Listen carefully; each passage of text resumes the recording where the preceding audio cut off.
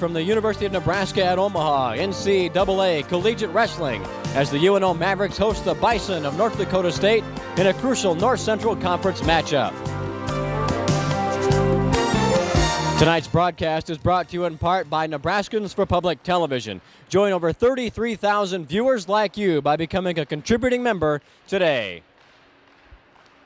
Hi everybody, I'm Bill Dolman, and we're happy to have you with us tonight at the UNO Fieldhouse. If you're a wrestling fan, well, this is your kind of night because this is going to be a terrific matchup. If you're new to the sport, stick around because this is going to be fun from start to finish. We have a matchup tonight of the number 3 team in the nation, the North Dakota State Bison, coming in to take on the second-ranked UNO Mavericks. We have 2 great coaches, 2 great programs, and 2 great teams taking to the mat tonight. The coaching experience, everybody knows Mike Denny, 16 years here at UNO, and the head coach of North Dakota State, Bucky Mon, has been around for 31 years, so great experience on the sidelines. These 2 programs are the two of the best in the North Central Conference. North Dakota State has won 12 of the last 13 championships.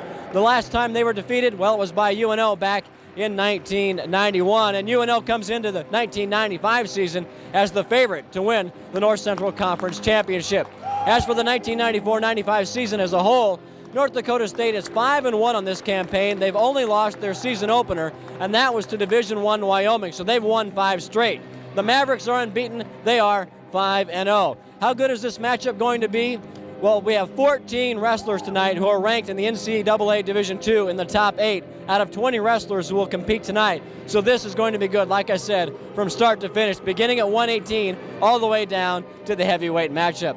Tonight I'm going to be joined by former UNO All-American and now an assistant coach for the Mavs, Ron Higdon. But before we begin tonight's matchup, let's turn it over to Ron to find out how we score collegiate wrestling and how best you can enjoy tonight's match.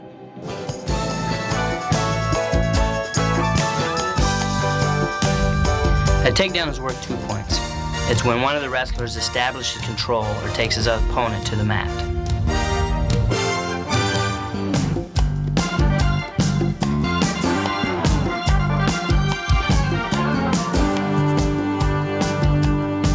A reversal is worth 2 points. It's when the defensive wrestler, or the guy who's on bottom, reverses the situation and gains control of his opponent.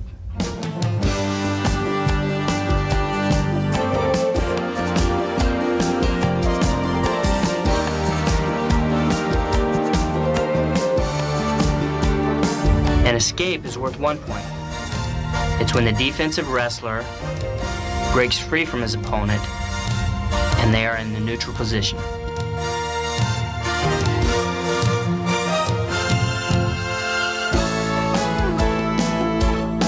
A near fall is where the offensive wrestler turns his opponent's shoulders past a 45-degree angle toward the mat. If he holds him there between 2 and 4 seconds, that's worth 2 points. If he holds him there for 5 or more seconds, it's worth 3 points.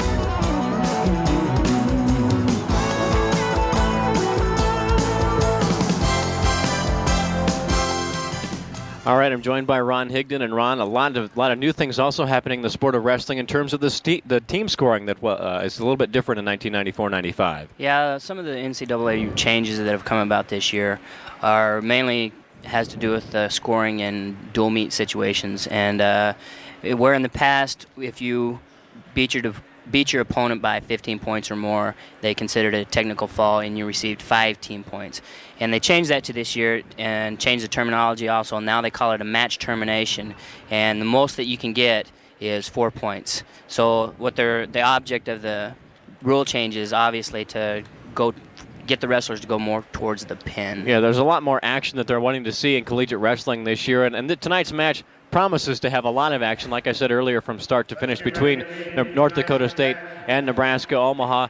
Right at 118, we have a great matchup with Lim Prim from UNO taking on Brian Capusto. It'll be a terrific matchup. Guys ranked in the top 2, both of them, and they're expected to be the national finalists. So we'll see a lot of scoring. I think maybe we hope to see it at 118, although we haven't seen it throughout the year. But these are 2 of the best wrestlers in the entire nation. Definitely.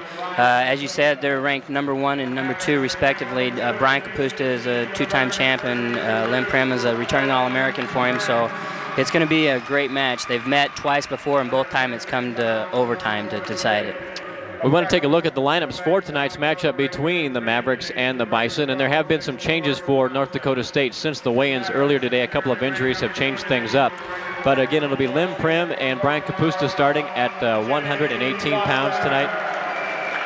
And that's going to be one to look forward to. We also got like 4 or 5 matches tonight where we'll see ranked wrestlers, guys ranked anywhere from number 1 to about number 5 on the docket. So it should be very good. Bucky Maughan of North Dakota State says that for his team to have a chance tonight against the second-rate Mavericks, they need to do well in the first 5 weight classes and try and pull out 3 wins over UNO, and that'll be tough to do. That'll be really tough to do because that's the strength of UNO's lineup, actually, because that's our upperclassmen. We have 3 seniors to lead off the Mavericks with 18, 26, and 34 all being seniors, and then you jump all the way up to 58 to have the 4th senior. But the first 5 weights are extremely tough to beat UNO. And UNO will end up with Wade Crosey, who has kind of walked onto the program at Christmas time and has emerged as an outstanding heavyweight for the Mavericks, and that could be the final piece to maybe a national championship puzzle in 1995. That remains to be seen. The business at hand is North Dakota State and UNO. We had a chance to talk to the 2 head coaches, Mike Denny of UNO and Bucky Maughan of North Dakota State, about the importance and the rivalry between these 2 clubs. It should be just a real good matchup, probably going right down to the last match, and of course they're probably hoping it doesn't, but we probably don't hope, we hope it doesn't either, but we both would probably hope that it's we've got it in control by then, but it could come down to the last match, and it proves to be a great matchup of 2 Division II powers. On 4 different weights, the number 1 and 2 men in the region, and are both ranked very high in the country, are meeting. So this match is going to have a lot to do with determining seeds for the North Central Conference, and that's going to determine seeds for the national championship. So this is a very pivotal match for both teams. Again, North Dakota State comes in 5-1 on the 1995 campaign. They came into town last night. UNO improved to 5-0 after dominating the University of North Dakota last night. They improved to 5-0 on the season and 4-0 in the North Central Conference. And so a big win. How does that play out in terms of North Dakota State has had to drive 8 hours from Fargo to get here, and UNO had a match last night. Which team will be fresher? Which team is in better condition? I think through the years that we've decided for our benefit that we feel better when we wrestle on the second night. We wrestled kind of sluggish last night. I don't think we wrestled the best that we could, obviously, but I think that as far as getting the jitters out and everything, I think that we're going to be a little fresher tonight, and I think it'll prove. You'll see it on the mat tonight. North Dakota State hasn't wrestled in a week, and they had back-to-back victories in the North Central Conference over Augustana and over South Dakota State. And Bucky Maughan told us before the match tonight that the South Dakota State win or match was really the best team that they've faced this year outside of Wyoming, and they're not exactly on par with the upper division of the upper division teams in the North Central Conference. So they haven't been tested in a while, and especially they weren't tested last weekend. 2 wins, 37-3 over Augustana and 38-3 over South Dakota State. They'll have their test tonight against the Mavs. Yeah, they will, and as the Mavs will have their toughest test of the year, obviously, also. So it proves to be a great matchup tonight, and it's going to be exciting. Both teams have faced Division I opponents this year. North Dakota State, as I mentioned, lost to Wyoming. Nebraska-Omaha has a win over Division I Northern Iowa, which looks awfully good at this point in the season. But anytime you can go up a weight or go up a class in the NCAA and pull off a win, that's key. So that really, I think, set the tone for UNO as they entered the 94-95 campaign. And we're ready to set the tone for this matchup. It's Lim Prim of UNO taking on Brian Kapusta of North Dakota State. The first match of the night, 118 pounds. Kapusta is 13-1 on the year. He's a senior from Greensburg, Pennsylvania, ranked number 1 in the nation. North Dakota State in the familiar green and gold uniforms.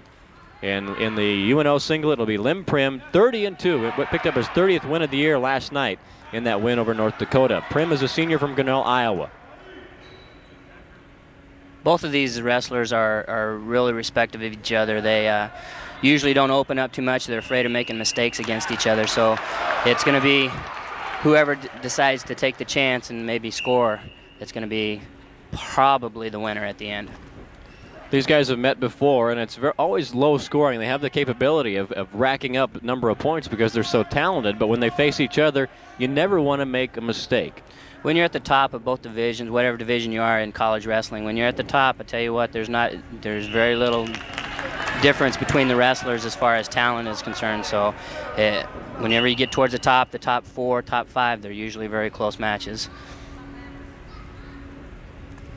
Prim nearest to you in the black and red. He transferred to UNO from Iowa Central in Fort Dodge a couple of years ago. Last year for UNO, 27-10, and was unbeaten in North Central Conference action. And finished third at the NCAA championships and second in the conference tournament. How good is Brian Kapusta? Well, he's a 2-time NCAA Division II champion at 118 pounds. So this guy's as good as it's been the last couple of years at Division II levels. When he came out of high school, he was considered on USA Wrestling's Dream Team, which is the elite of his weight class in the whole United States. So he wasn't that much of a college prospect because he was a lightweight. I think he was a 3 or a 6 pounder maybe, but he's obviously developed. And his freshman year he placed third, and then the last 2 years he's won the championship. So he's a competitor. And I believe 2 years ago during the summer he in on a double, and he got the takedown. Can he finish? Yes, he did. And he gives up the escape. That was a great shot by Lim Prim. One of the things that we've told him at the beginning of the week that you're going to have to open up. If you want to score on him, you're going to have to open up. You have to shoot, obviously, to score. So it's going to be a great match. And Lim seems to be out to the head start right now to see if Kapusta opens up a little bit. Prim did a nice job of going in on that single leg, and then Kapusta left the opening for him to come around and get that double and got the takedown, but he immediately gave up the escape. I think Kapusta just out of panic got out of the hold. So it's a 2-1 score for Lim Prim of UNO. Inside a minute remaining in the first period. First match of the night between the Mavs and the Thundering Herd of North Dakota State. Both of these wrestlers are very, very strong wrestlers. Prim, when he lifts weights, lifts with our upper weight guys because he's so strong. And as you can tell on that last shot, when he got in, once he gets in that deep, it's very difficult to stop him from finishing his move because he is so strong. And that was a flurry for these two guys. Really? When they met earlier this year, they went 1-1 into overtime, and Kapusta emerged as the winner. 15 seconds. Yeah, one thing that Prim doesn't want to do right here is probably he doesn't want to shut down and try to ride his lead, because it doesn't matter where you're at when you're a national champion, you're going to be performing well. Time winds down in the first period of action at 118 pounds, and a lot more action than the folks have seen out of these two this season. And Lim Prim of UNO has a 2-1 lead over Brian Kapusta of North Dakota State. And as we go to the second period, it'll be Prim in the down position. Our referee tonight, familiar face to folks who have tuned in and seen UNO wrestling, it's R.J. Neby, who has occupied the seat to my right a couple of times. R.J.'s a former UNO All-American. And Prim trying to get the escape to get the extra point, and Kapusta hanging on. This is a great situation for Prim right here. Brian Kapusta is an excellent rider, and this is one of his difficulties for Prim is getting away from him.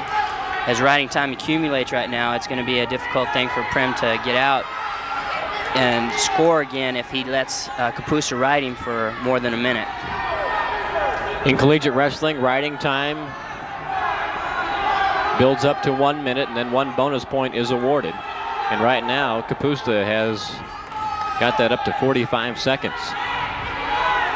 As I said before, he's a great rider, and that's one of his strengths. Is he controls. He is such a control wrestler. You know, it doesn't a lot of flopping around. He hardly ever goes to his back. You know, he's really, really controlled, and that's one of his strengths, obviously. Bucky Mon wants time. And now he gets the attention of R.J. Neby, and they'll go back over. And oftentimes you see some problems with the riding time or something like that. That may be the case. I believe that's the case here. I think they were saying that it might be 2 or 3 seconds off, and when it's this close of a match, 2 or 3 seconds can make the difference. Again, Bucky said that winning the first 3 of 5 matches is paramount to his club tonight if they're to have a chance to beat UNO. And I believe that's their strength of some of their team. You know, they can come out and perform well. When their young guys come out and perform well, it really boosts the rest of the team up. It goes both ways. You know, when some of our guys perform well at the beginning, kind of boosts. It's hard to get back when one of the teams gets on a roll.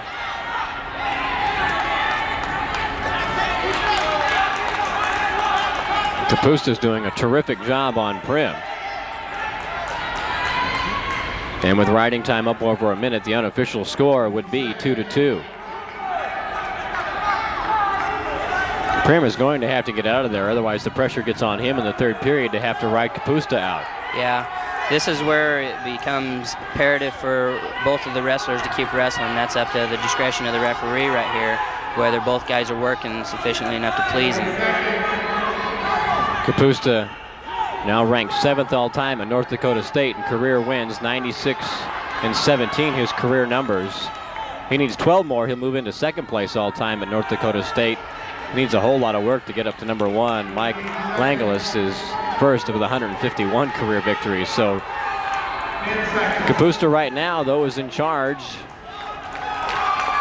and has done what is very tough to do in collegiate wrestling, and that's ride an opponent out, especially a highly regarded opponent like Lim Prim. He rode him the entire 2 minutes. Yeah, and this is going to be the case right here that I think that Prim obviously can't. Well, I don't think that he can ride him for more than a minute, so it's going to come down to being on your feet again. So they're going to be going takedowns again. Would his best move then to try and to just cut him and give up the escape point and then try and take him down again, or does he want to work the riding time off? As I said right there, you saw he's going to cut him. He wants to go on his feet with him. That's his strength. Prim's strength is definitely on his feet. So we'll see what happens now. 2-2 the score, but keep in mind the riding time advantage belongs to Brian Kapusta of North Dakota State. It's interesting that they finally somebody gets a takedown in one of these matches, and it's going to come down to riding time now. A minute and a half remaining in this 118-pound match. Kapusta's been an outstanding North Central Conference competitor since his freshman season. He's been the North Central Conference champion every year with North Dakota State, and as a freshman was named the outstanding wrestler in the conference tournament, and that's pretty impressive in a conference like this. Yes, it is. It seems that we got some blood on the mat right now, so a little break between the action, but as you pointed out before, there's a minute 51 of riding time, so it's going to come down to takedown, whether Prim can score on him again. Well, he's going to have to take him down and then hold him for a little while. Yeah, I think if he takes him down and cuts him again, he's going to go into overtime, because I don't think with Kapusta's experience, I don't think that he can ride him for a lengthy amount of time. And explain the overtime to the folks who are tuning in. Overtime is when, at the end of regulation, the score is tied, so they put 2 minutes on the clock and it's on your feet, so it's kind of sudden death, sudden victory, whatever you want to call it. Whichever wrestler scores first is going to be the winner. Right now the score on the scoreboard is 2-2, but the riding time belongs to Kapusta of North Dakota State. A lot of head slapping going on, and I think that's what RJ got in between the two wrestlers to say, hey, let's knock this off and let's just wrestle. Yep, a little frustration, I think. At the end of the the 2 minutes in overtime, if no wrestler scored, the referee will flip a disc, and one of the wrestlers will get his choice to be top or bottom, and whoever scores, if you ride the guy out for 30 seconds, then you'd be declared the winner. But if you escape from your opponent in 30 seconds, then you'd be declared the winner. And there is less than 30 seconds remaining in this 118-pound match.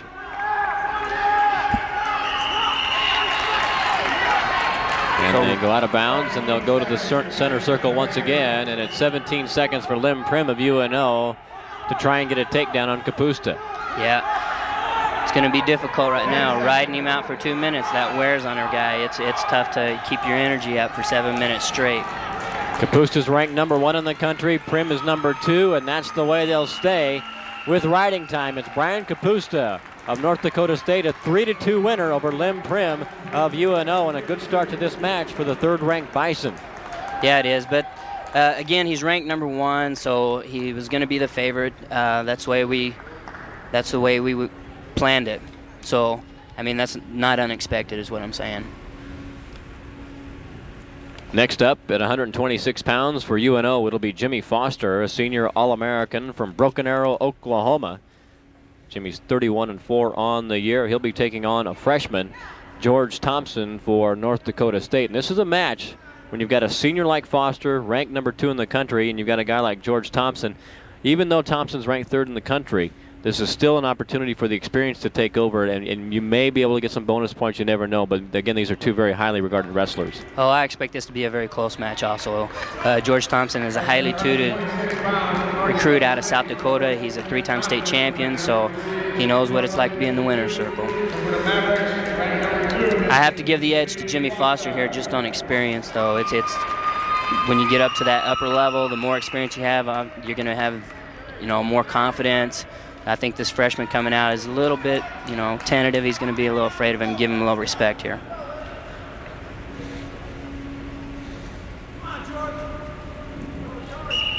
The 2 shake hands and go to battle at 126 pounds. Thompson, a freshman from Millbank, South Dakota, 12-6 on his first full collegiate season. He redshirted a year ago. Jimmy Foster, 31-4. A transfer to UNO from Northeastern Oklahoma Junior College, where he was 60-12 in his 2 years there. He was an All-American at 118 pounds back in 1993. Foster's a very quick wrestler. He's difficult to score on also. Talking to Bucky Mon earlier today, he said that they're not going to give Foster a lot of respect. They're going to try to score on him because they think that they don't know if how good he is, but they know that he's difficult to score on.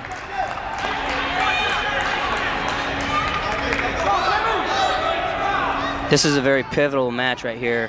I think that Bucky Mon thinks that he needs to win this in order to have a chance to, as he said, 3 out of the first 5, so this might be one of the ones he's counting on. Terrific ankle pick by Jimmy Foster, and he worked it into the takedown. Boy, he just went out there and grabbed the ankle when it was free. He is so quick. That's that Oklahoma style, low single, real fast. It's difficult to defend it. If you're around wrestling at all, you know John Smith, numerous time world champion, 2-time Olympic champion. That's his move, a low single, but if no one can stop it, it's not broke, don't fix it.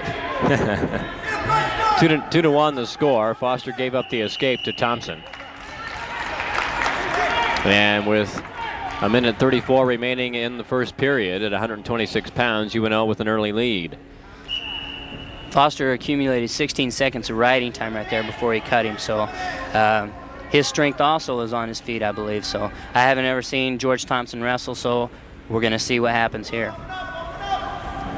Thompson's ranked number 3 in the country despite that 12-6 record. That wouldn't seem to be all that impressive, but when you get into open tournament competition throughout the early part of the season, many times the guys that you face are, well, Division I wrestlers, or sometimes you'll see some guys who have graduated. It's wide open as to the kind of people you'll see in some of those early season tournaments. And once you settle down into the dual season, then you start finding out exactly what kind of wrestler that you've got. And after redshirting a year, of course, they knew that Thompson was going to be very good this year for North Dakota State. But they do have a lot of new faces on this Bison lineup.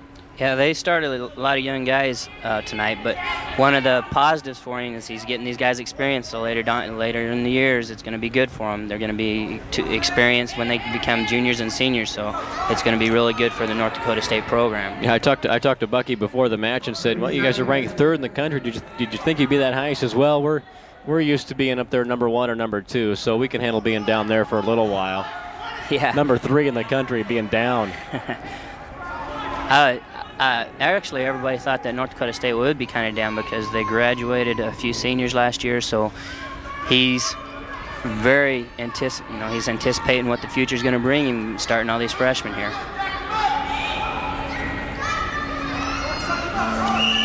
And the first period comes to an end, and it's a 2-1 margin for Jimmy Foster of UNO. And the choice belongs to George Thompson. He defers to Foster, and Foster will take the down position to begin the second period.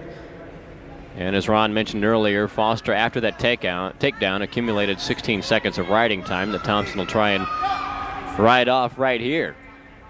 Jimmy Foster is a very complete wrestler. He doesn't really have a weak point. He can get out. I haven't seen very many guys riding for very long. He's good on top when he has to be, when he has to stay on top. And this is one of his strengths also, is coming off the bottom. It's hard to control Jimmy Foster. He's great with hand control, as they're fighting for hand control right now. That's where he's very strong at. And he shows it right there as he gets away for the escape. 3-1 now Foster, and quickly he's back in on Thompson, trying to get another takedown, and Thompson countered. Yeah, he fought that off well because that was a good shot by Foster.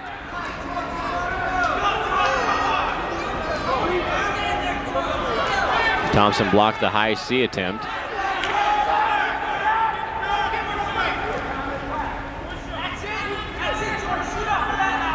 Jimmy Foster at UNO, majoring in secondary education. It's an interesting story about Jimmy Foster. The way he got into wrestling. He was in one of his high school classes, and he was throwing spitwads. And the teacher was one of the wrestling coaches, and one of his punishment was he had to come to wrestling practice that day. And being the kind of trouble kid that Jimmy was, he was going, "That's no problem for me." So he went down there, and ever since then he's been hooked. His coach in high school was Tony Jones, ex-Oklahoma State wrestler. So he learned from the best from the very beginning. And he was in on Thompson with a single leg and almost got the takedown. Thompson was able to fight it off, and the second time Foster tried to get that other leg in there to get the takedown. We got a potentially dangerous situation, an injury time called by Thompson, and he was in a lot of pain as that knee got bent the wrong way. 3-1 our score with 38 seconds remaining in the second period. UNO has dropped the first match of the night. That at 118 pounds. Brian Kapusta, ranked number 1, defeated second-ranked Lim Prim 3-2. Our team score, 3-0 North Dakota State. And the Mavericks are trying to even up the score here at 126 pounds, and Thompson appears to be all right. Showing little favor to that leg that he was in anguish about just moments earlier. Yeah, it looked like he turned it the wrong way. When it goes against the joint, it's kind of hard on the knee. Maybe a little bit more scary than painful. But in any event, they go back to the center circle and start in the neutral position with 30 seconds remaining now in the second period. Great position by both wrestlers right here. As I said before, it's really difficult to score on Foster, so he does keep great position.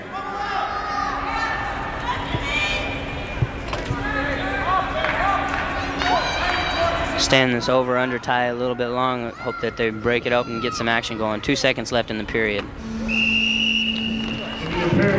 And we'll go to the final period at 126 pounds with Jimmy Foster of UNO leading George Thompson of North Dakota State 3-1. 3 minutes in the first period, 2 minutes in the second and third periods. 7 total, and they can seem like an eternity sometimes. Yeah, they can, especially if you're trying to paddle, trying to ride a lead out, which I don't think that Foster's trying to do. He's a good rider. Right here, he's trying to lift him. The rule is if you're standing behind him, you have to attempt to take him down within 5 seconds. Otherwise, it's considered stalling, and that's what Foster just got warned for, was a stalling. He got a stalling warning by referee R.J. Navy. And then immediately gave up the escape. So with a minute and a half remaining at 126 pounds, the score is Foster 3 and Thompson 2. We'll see what happens here if they open up a little bit. Thompson's going to have to come after Foster if he wants to score. You got to shoot to win. I think he's going to try to tie him up. From what I've seen in the last 2 periods, he likes to end close. He likes to be in close and try to set his stuff up from a tie-up. Stalemate is called, 1 minute remaining, and keep in mind now, Foster has been tagged with the stall caution. Yep. Another one, and it's a penalty point, and that would tie the matchup at 3. Riding time won't be a factor in this match. Thompson with the shot, Foster with the counter, and back to their feet. But from this position right here, it's going to be difficult for Foster to score right there. Right there, that's a little better with that underhook. He can control it a little more. Well, Jimmy Foster is trying to maintain the legacy at 126 pounds. Ron Higdon, a former UNO All-American back in 1990 at 126. Foster was an All-American back in 1993 when he finished 7th, and the stall call against Jimmy Foster ties the matchup at 3. I think that's a good call. It looked like Jimmy was trying to ride it out and maybe get a little favoritism by RJ, but RJ's a great referee. He doesn't waver favoritism or anything. He has great judgment, so we'll see what happens here with 8 seconds left in the period. Foster got him down. He broke him down but couldn't spin over to get the takedown. And this one will go into overtime at 3 apiece. It's the way we thought it would be. The first two were going to be really close. First two were going to be really close.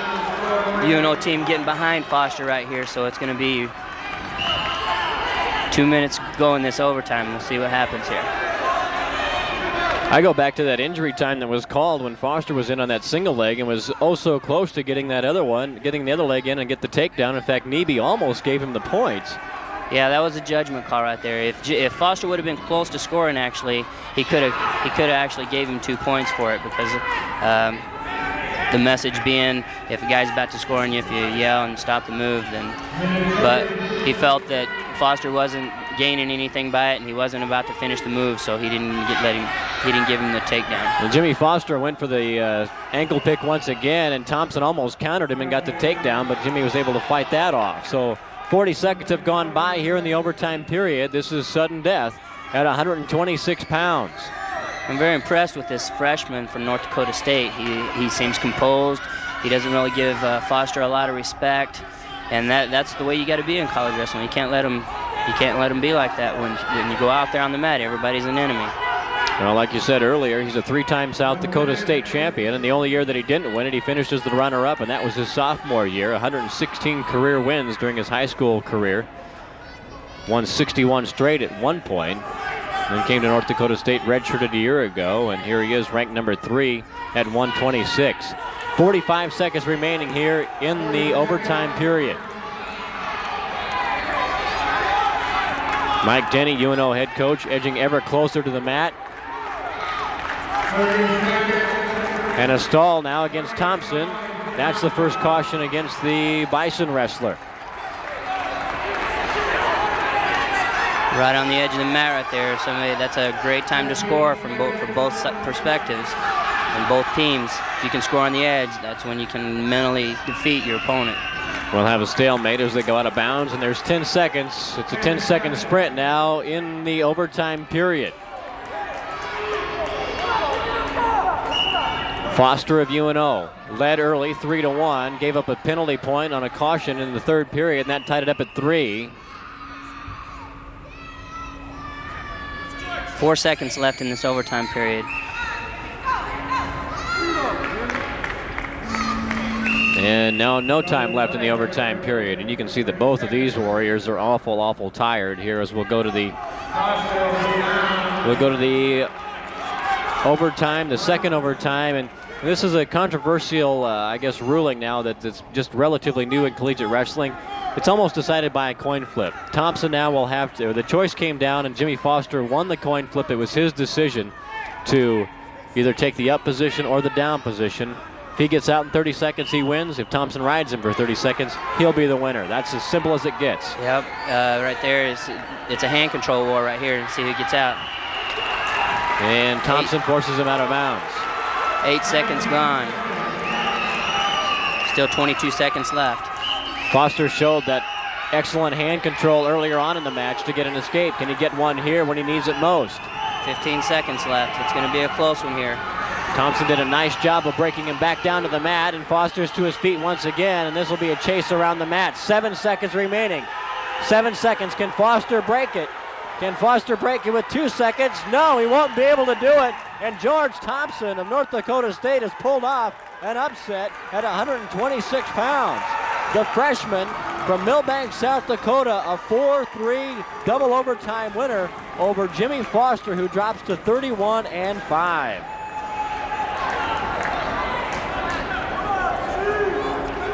That was obviously an upset right there. So let's see what goes from here. That's 2 out of the first 5 for Bucky Mon. So if he gets 3 out of the first 5, he believes he can win this duel. Right now, his Bison team leads this match 6-0 in the team scoring after a pair of 1-point wins in the first 2 matches of the night. Now we go to 134 pounds, and this is an opportunity for UNO to rack up some big points, at least get the major decision. This is Steve Costanzo of UNO taking on Dane Ankeny of North Dakota State. Costanzo, ranked number 2 in the nation, 27-4 in his senior season. Dane Ankeny has struggled in his freshman year. He's a true freshman, and he is 7-9. He's a freshman again from Blue Earth, Minnesota. Steve Costanzo is a two-time All-American, as you said, and he's also a state champion from Bennington, Nebraska. He, until a couple of years ago, held the state record for takedowns in Nebraska.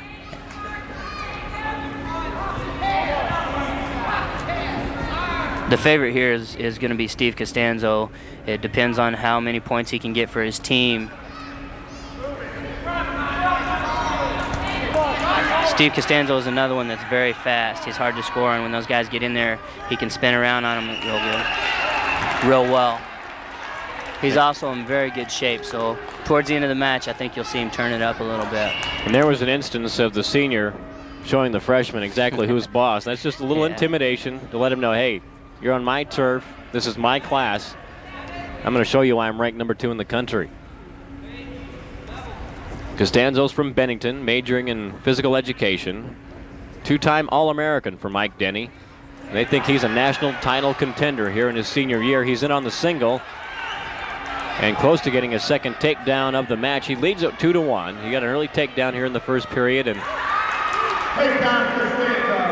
good leg trip, and he tossed him out of bounds, and it's 4-1 now, Costanzo. He's turning it up here a little bit. Well, he needs to be the spark for this Maverick club. I agree. If he does turn it up, we have a sophomore coming up next that needs this little boost to gear him up. He's got the number 2 ranked guy. Aaron Doherty has the number 2 ranked guy in the nation, so let's see if he gets a little spark from Steve Costanzo. Costanzo cuts him again. 4-2 on the escape. Last year, Costanzo finished 3rd in the NCAA championships to complete a 35-7 record. He is the defending champion at 134 pounds in the North Central Conference.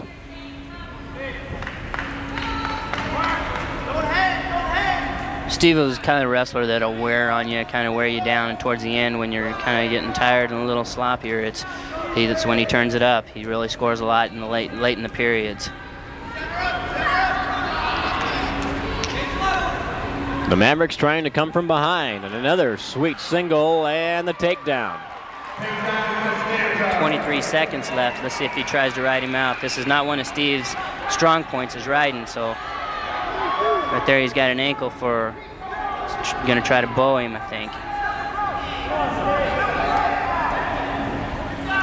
5 seconds left. And that's the end of the first period, and it's a 6-2 margin for UNO's All-American Steve Costanzo. And he's accumulated 32 seconds of riding time. Costanzo deferred the choice to begin the second period, and Dane Ankeny of North Dakota State will take the down position. And now I think is when you'd see Costanzo maybe try and ride him for the other 28 seconds to pick up that riding time point. Yeah, he'll probably, I don't see him riding him too much because he likes to be on his feet. Maybe he'll cut him free. He likes to be on his feet because it's really difficult to score on him, and he can turn up the heat, as I said. And when you're on your feet, boy, you can really get tired out. It's like a 7-minute sprint. 3 takedowns in the first 3 minutes for Costanzo. He leads at 6-3.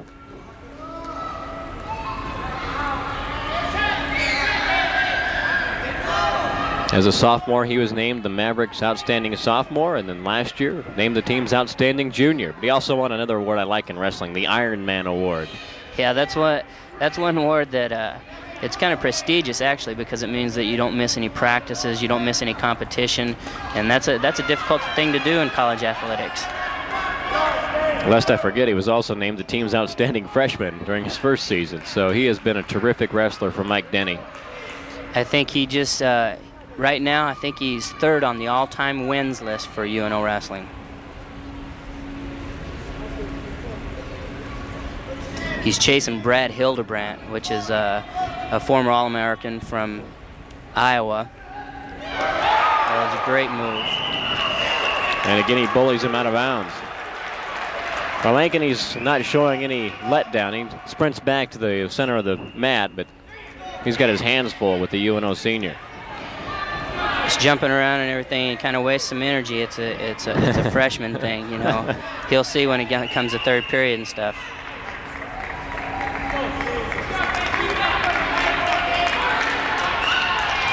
One thing about Steve Costanzo, you never see the expression change on his face. It's always the same.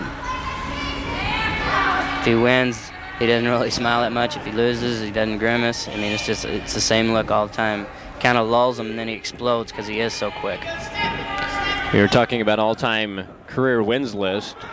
The man who tops the UNO wins list is our referee tonight, R.J. Neby. R.J. won 153 matches from 84 through 88. Time is winding down in the second period, and our score 6-3 in favor of Steve Costanzo. 2 seconds left in this period. See if he tries to score here. No, doesn't look like it. Costanzo chooses down, which is another strong point for him. It's not real easy to ride Steve Costanzo. Well, he's got to go to work here in the final 2 minutes of the match. UNO needs the points. In all likelihood, they're going to get the 3 points for the decision. But I know Mike Denny would like to see Steve come off the match with a major decision and an extra bonus point in the team scoring. I don't know if he has a cramp or what. It looks like he's trying to work out a cramp there. Steve Costanzo cuts a lot of weight. He probably pulls about 14 to 18 pounds during the week to make 134. But he's real strong about it. He doesn't ever complain about it. He just does it. It's a job, you know. Got to do it. And he quickly gets the escape, and that'll make it 7-3. Major decision is an 8-point win or more. Well, that was a quick move, and that's a quick takedown. There it is. He didn't get it right away, but it was a matter of time, and he quickly gives up the escape roughly, and it leads up to 5. Ankeny tried to lock between the crotch and try to work for a stalemate there, but Costanzo with experience showing through right here. Minute and a half left at 134 pounds. 4 great matches to start this duel tonight. We had the numbers 1 and 2 wrestlers at 118. We had numbers 2 and 3 at 26. The second-ranked wrestler here for UNO at 134, and the number 2 and 8 coming up at 142. Hard to the mat for the takedown. This is the Steve Costanzo show right now. Yeah, it is. He's turning it up. As I said, 1 minute left, about 56 seconds left in this match. And he's turning up the heat, scores 11-5, and he's accumulated 45 seconds of riding time. And look how Dane Ankeny came back to the center circle. He sprinted back there a couple of minutes ago, and now he just kind of said, man, I'm glad this guy's a senior. Yeah, he's doing a good job. I think he's doing an extremely good job.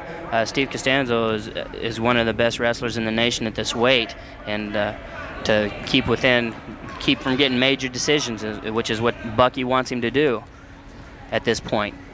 He's doing a great job. Right now he trails it by 6, so we've got a stall caution against Ankeny. If he can get the takedown and then ride him out the period, he'll have that major decision, but he's got to do it quick.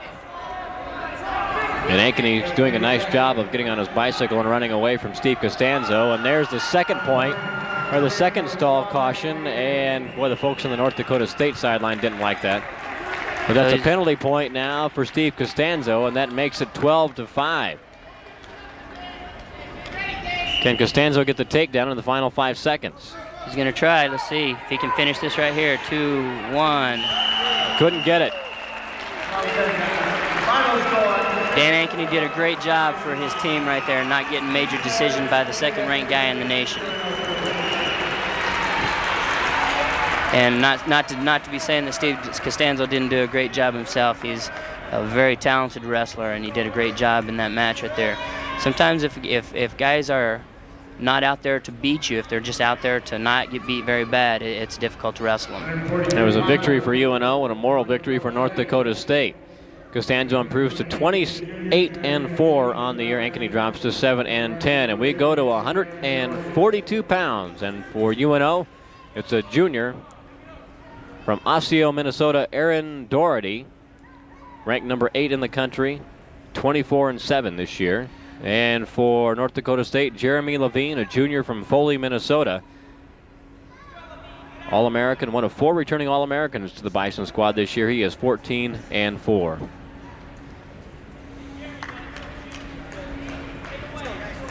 Here we go. These two guys are ranked 2nd and 8th respectively, so let's see how this turns out. Doherty is a sophomore, by the way, not a junior. He transferred to UNO from the University of Minnesota, and he was quickly in on the single and nearly got countered, and they will stalemate it in the center circle. Did a little knee cut back there. Doherty had a single between his legs and reached back and cut, and that goes against the joint on the knee, so it's kind of hard on the knee there. Right now, Aaron is in his injury time. In college wrestling injury time, each wrestler gets 1.5 minutes of injury time or 3 timeouts, and that's accumulated time. If he goes 3 timeouts without accumulating a full 1.5 minutes, then the next time that he has to take time, it could be a default. But he can take the 3 and accumulate time, which could be up to 1.5 minutes. Seems to be all right, though. It looks like we're going to go. He's limping a little bit. Let's see if it affects him. Well, and let's see if Jeremy Levine tries to exploit that. Levine, again, ranked number 2 in the nation. We had a flurry of activity as this match began. The last match we saw was Steve Costanzo. Levine was a 34-pounder last year and had a very good match with Steve Costanzo in the finals of the North Central Conference last year at 134. Levine nearest your screen. Now to the right of your screen. 45 and 30 in his career. Not a brilliant number by any means, just 15 more wins than losses, but he's been very effective for Bucky Maughan and the Bison. That's kind of deceptive when you come in as a freshman. If you have 15 losses, if they're against guys like Steve Costanzo, you can understand it. Yeah, he got his nose bloodied quite a bit that freshman year. He wrestled as a true freshman back in 1992, was 12-9-1 as a part-time starter, but he did finish 3rd in the conference at 126 pounds, then took a year off as a redshirt. Last year, just above 500, finished 19-17 at 142 pounds, but finished 2nd in the conference and earned All-America honors by finishing 8th at the NCAA championship. So he's kind of a strange career in terms of wins and losses, but boy, when it counts, he's really come through. Yeah, I think that's a lot to do with tradition at North Dakota State. Bucky Maughan is a great motivator. He makes it about to get a score here, it looks like. Rolling around a little flurry. No one really has control of either one. Levine had an opportunity. He had both legs wrapped up, and Doherty did a nice job of rolling out of it. And we're going to get a stalemate here, I would imagine, and we do. We're looking at 2 former Minnesota State champions. Aaron Doherty out of Osseo, Minnesota, Totino Grace High School. He's a 2-time state champion, where Levine was a state champion for Foley High School. And Doherty began his collegiate career at the University of Minnesota before transferring to the Division II ranks. We're inside a minute in the first period. Still no score between 2nd-ranked Jeremy Levine of North Dakota State and 8th-ranked Aaron Doherty of UNO. He came here. They expected him to have an immediate impact, and I guess when you're a top 10 wrestler, you are having an immediate impact. And he tried to throw, got caught for the takedown and maybe more. 2 back points awarded to Jeremy Levine, and just like that, it's 4-0. And I think that's a mental mistake right there on Aaron Doherty. He's not a thrower. He's not an upper body guy. It looked like he was trying to bail out a little bit maybe and tried to throw, which is not a good idea. There are no easy matches when you get to the collegiate level. Stalemate with 8 seconds left to go in the first period, and a match that was deadlocked 0-0 is quickly seeing the tide and the momentum change over to North Dakota State's Jeremy Levine. He leads at 4-0, 8 seconds remaining in the period, and he's got 24 seconds of riding time. And if Doherty can get out, but he won't do it as time runs out. If he could have gotten out, that'd have been a big boost to get that one escape point heading into the second period. Yeah, you see Doherty shake his head. He knows what he did. He knows that he's going to have to turn it on now. It's going to be a tough one for him. I always like that. Yeah, I know what I did. Yeah. Well, why'd you do it? Yeah. That's got to drive you nuts as a coach. You know, he's young. He's a sophomore. He doesn't have a lot of experience like the first 3 wrestlers that they had. And a quick escape for Jeremy Levine, and it's now 5-0. North Dakota State. They lead the team scoring 6-3.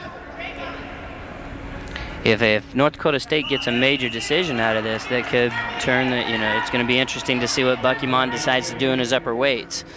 We had some injuries last night, which is going to change his lineup a little bit, so it's going to be interesting to see what he decides to do. And weaken his lineup. Ryan Walter at 190 pounds, who has been an outstanding true freshman for North Dakota State. Hurt his knee last night in workouts here at UNO and was taken out of the lineup just before the match tonight. So that will really change things, and that will give UNO a big advantage as we go to the heavier weights tonight. Right now, we're still in the first half of this duel, and North Dakota State has proven to be a very, very tough challenge for second-ranked Mike Denny and his Mavericks. I think 26 was a very pivotal match right there for Bucky Mon. He's glad to see that happen for him. The next two matches are well, North Dakota State right here is going to be favored, and at 50, it's going to be up in the air as to who's going to win that one. Doherty escaped an attempt right there. Aaron Doherty hasn't been able to get inside the defenses of Jeremy Levine to take a shot yet. Jeremy Levine controls that 2-on-1 real well. It's tough to get any offense when somebody does that to you, so I think Aaron Doherty's probably going to try to keep his space, because that's where his strength is, keeping his space, getting his motion going, and then faking a couple of shots before he finally gets in there and shoots. They've both been deep a couple of times. And the way Levine finally scored was on Doherty's mistake. He capitalized on it, which is experience showing.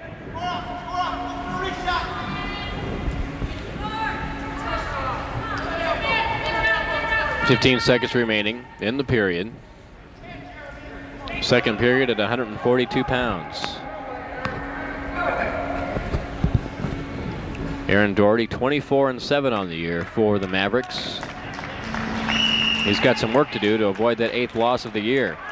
He'll get his choice to begin the third period. He'll take down. He'll try to get a quick point to get on the board. Levine has 26 seconds of riding time right now, so he needs to get out in the first 34 seconds to avoid a point right there. If he keeps moving, he could do it. He's tough. He's tough to control because he likes to roll around and flop and stuff just like that.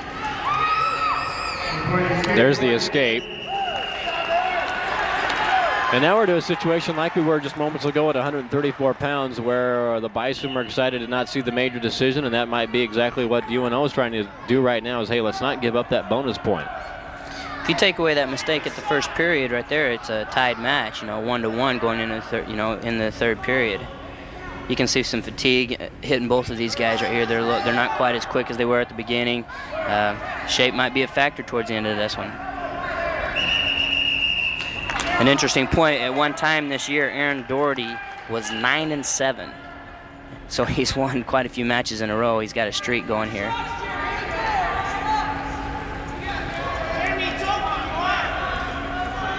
He's an interesting guy. He's not at all boring. Not at all boring. He has good hips right here, so it's not gonna be easy for Levine to finish. Let's see if he's got a lot of pressure on his head. Less than a minute remaining at 142 pounds.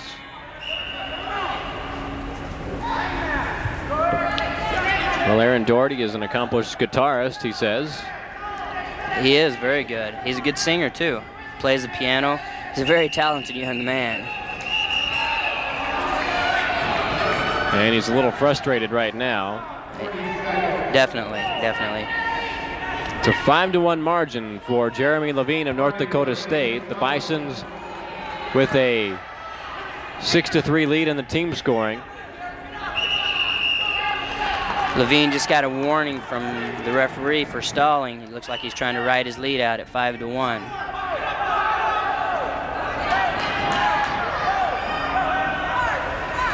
I think the Mavericks like to see Doherty just get one takedown in this one and finish this match out strong, even though he's not looking too good with 15 seconds left.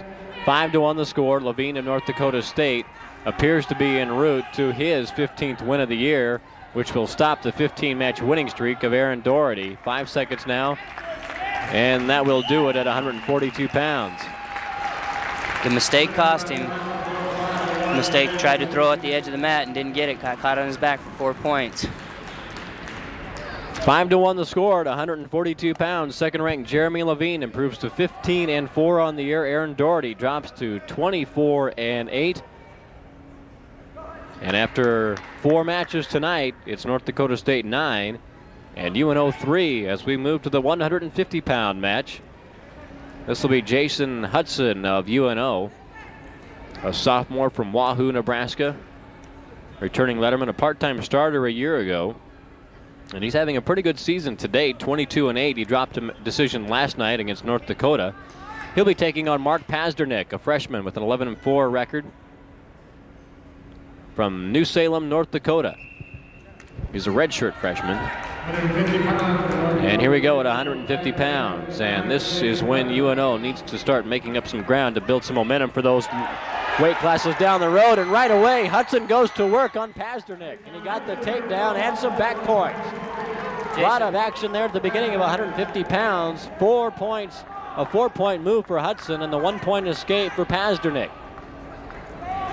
Jason Hudson is a very dangerous wrestler. He has a lot of stuff that he can use. He took him down the first time with a nice inside trip there, right to his back. Almost got back points. Looks like a little spark into the UNO wrestlers. We'll see if...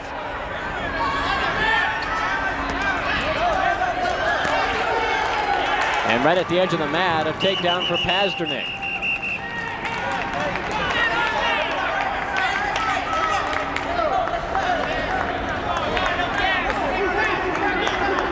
Looked like a little strain on his leg there. Let's see what happens. The score is... He must have gotten back points a while ago, so it's 4-3. And now it's Hudson of UNO with the reversal. 6-3 our score. We're less than a minute gone by here at 150 pounds. 6-4 now. He escaped for the 1 point. Hudson's very dangerous in the upper body. He and our 90-pounder before last night were tied for the lead on the team with pins. I believe Hudson has 11 and Pat Kelly has 12.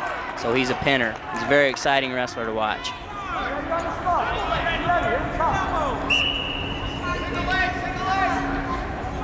"15 seconds gone. No, minute 15 seconds gone in this first period. A lot of scoring. There's a headlock with Jason Hudson. He's getting back points right there. It's very tight, very tight. And a lot of time remaining in the period. Minute 26. A pin here would be huge for the Mavericks. Jason Hudson of UNO. A lot of back points right now. The crowd is up. Pazdernick is hanging on, and this might be it. There it is. Oh, what a big win for UNO. That is very big. The crowd's on their feet here. It's great. Maybe that's the spark that UNO needed to turn things around.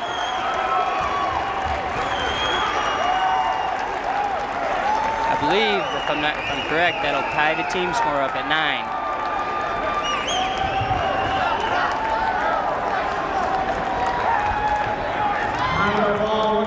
We're going to move to 158 pounds now. A little excitement going on here. Oh, that was huge for UNO. Jason Hudson, a sophomore from Wahoo. They call him Headlock. Boy, he put a major headlock there to get the pin and tie the match up at 9. That is very tight.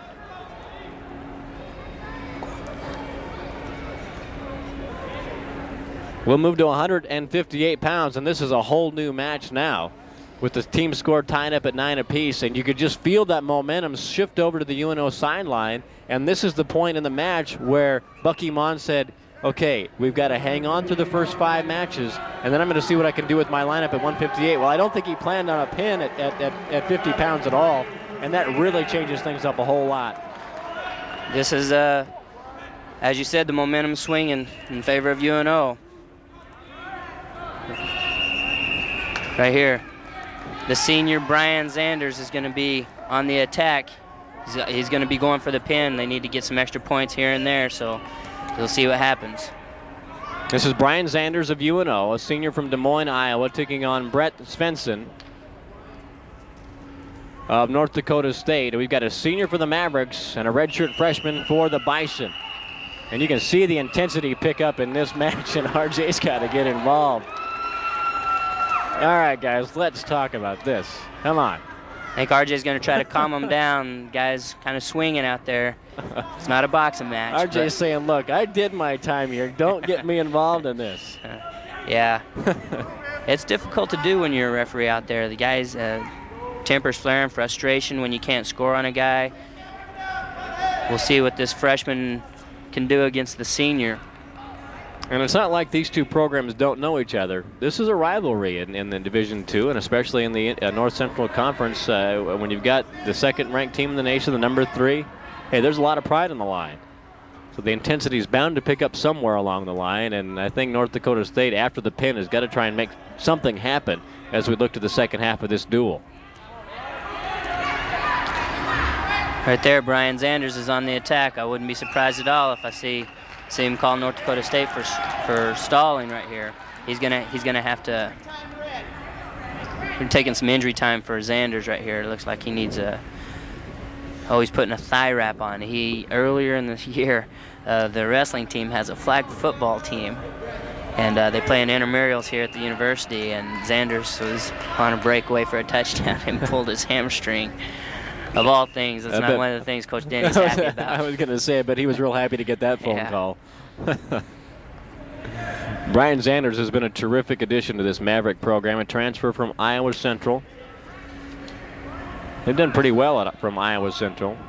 Lim Prim at 118 pounds. We saw him drop a 3-2 decision earlier in the night.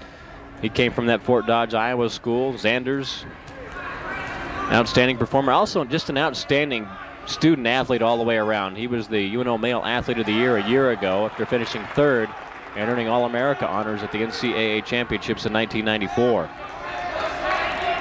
He's 25-3 on this 1995 season. Win number 26 would put UNO ahead in the team scoring, but it's Brett Svensson, the freshman, in on the leg. Can he sweep it to get the takedown? Be interesting. Yes. Got it. Right at the edge of the mat. It's amazing how much scoring takes place on the edge of the circle.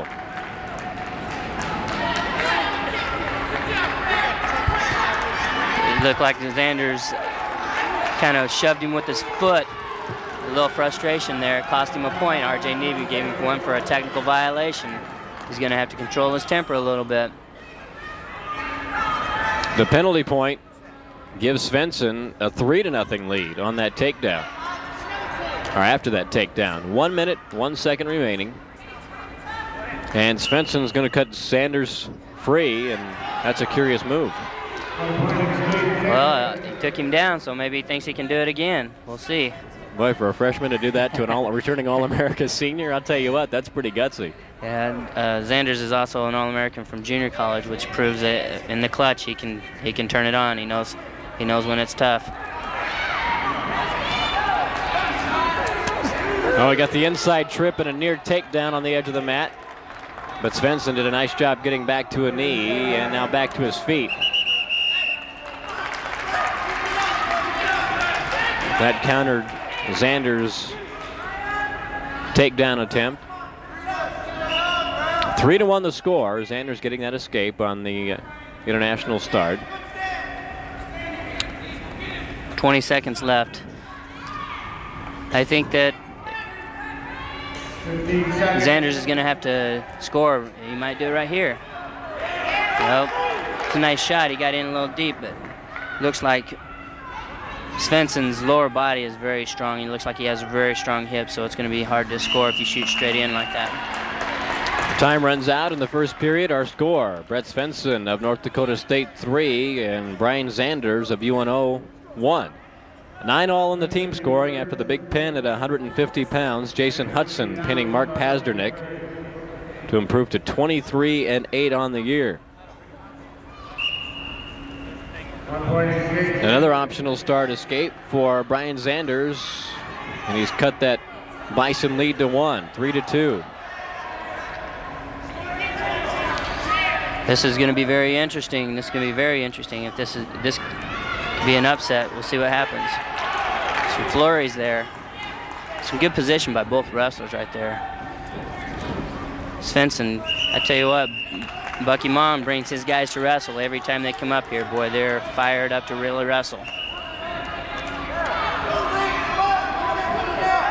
When we get a chance, we've got to take a look at that North Dakota State bench. It's not just a coaching staff, it's an entourage over there. Yeah, it is, and I saw him huddled up a while ago. Brian Sanders with the takedown at the edge of the mat to take the lead, 4-3. And my guess is he'll probably cut him and go on his feet again. He's very elusive, Brian Sanders is, and he's when he gets rolling, he's tough to stop. As I was saying earlier, I saw a huddle of the North Dakota State coaches. This next weight, 167, they're going to have to start doing their switching around. They're going to have to shuffle their guys up and see, it's going to be interesting to see who they stick where, because they've got 2 guys weighed in at 167, so they might move one of them up to 77, move one up to 90. Because right now they have 90 open. Sanders gave up the escape to tie the match at 4. 1 minute remaining in the second period at 1:58.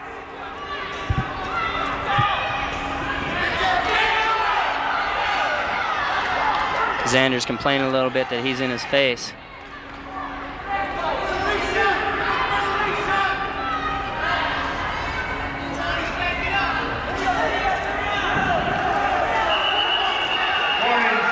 And a stall warning flagged against Brett Svensson of North Dakota State. That's his first. A second would result in a penalty point. Yeah, I'm not surprised at that. He's trying to stay real close. He's not really being offensive. I think he likes to be closer in. Sanders likes to be out and moving around a lot. So depends on who makes who wrestle whose match. Score still tied at 4-4. The riding time is 0. And you can see fatigue starting to set in on Brian Sanders. He was slow in getting up. And quickly goes for that single leg takedown. I'll tell you what, he was sandbagging. Yeah, he was. It looked like it, at least. These guys are so quick. What a shot. 12 seconds remaining in the second period. Looked like Sanders got a little shot in the midsection there. He's going to have to take a little injury time here. Boy, he went quickly to that left ankle of Brent Svensson. 12 seconds now remaining in the second period, and that gave Brian Sanders a 6-4 lead. Well, now what he's going to want to do is just simply ride out the rest of the period if he can and not give up that 1-point escape. That's an important time at the very end of the period. If you're riding, you need to ride him out. Don't give him that extra point. It's kind of a mental thing now. He's really going to have to perform for the next 12 seconds in this period, because Svensson, he has his hands full with this freshman who is from Elk River, Minnesota. Elk River High School, was a state champion when he was in high school. Brian Sanders is from a very traditionally rich wrestling school in West Des Moines, Dowling. And every year they're very tough in the Iowa wrestling, which is one of the hotbed states of high school wrestling. There's a good shot of Mike Denny in his 16th season as the head coach of the UNO Mavericks. 137 dual wins, 2-time National Coach of the Year, 1981, 1991. Mavericks 1991 national champions. They think they've got a chance for it again this year. And Svensson trying to get out to get that escape point, and he did it. With 2 at seconds the buzzer. left. 2 seconds left. That's a mental thing right there. That's tough. I tell you what, that's a tough mental thing for a freshman to do. And if you're Brian Sanders and you're somebody who is wrestling for a national championship this year, those are the kind of things that cannot happen to you as you get to the championship season, because those are the things that'll just kill your dreams altogether. Yeah. Last year at the national tournament, the only match that Brian Sanders lost was an overtime match to the national champion, which was in the semis. So Brian Sanders came back and got 3rd place. Well, a quick escape to begin the third period knocks the score up at 6 apiece. It looks like Svensson is very sound defensively. It's real tough to score on him because Zanders is a scoring machine. He can score on a lot of guys. He can score a lot of points on a lot of guys.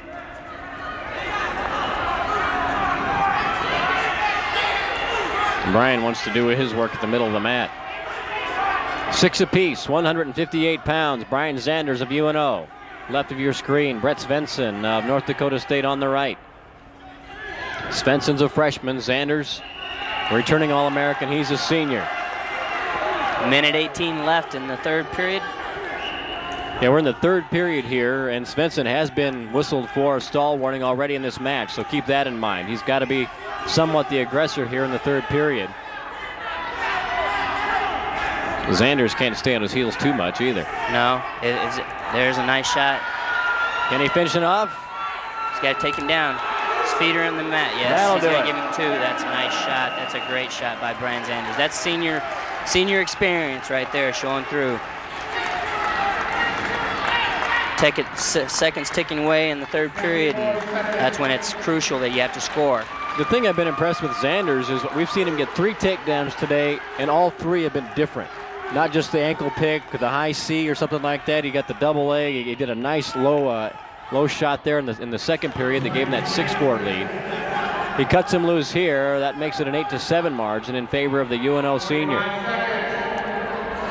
40 seconds remaining at 158 pounds. Svensson taking a shot. And again, Zanders is in on the double leg. He's going to give him 2. He's got 2. Svensson didn't like it. Mon and company didn't like it. That was just a nice job by Zanders. Yeah, it was. It makes the score 10-7 with 35 seconds. He's going to start international. Looks like he's going to cut him, go on his feet, try to get another one.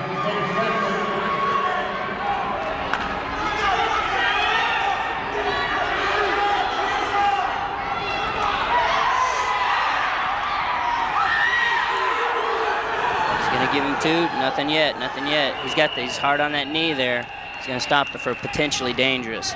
And the referee stops it mainly to avoid injury to one of the wrestlers. Well, sometimes you can see joints bent every which way, and that can be so scary. At any time, the career could just be gone like that.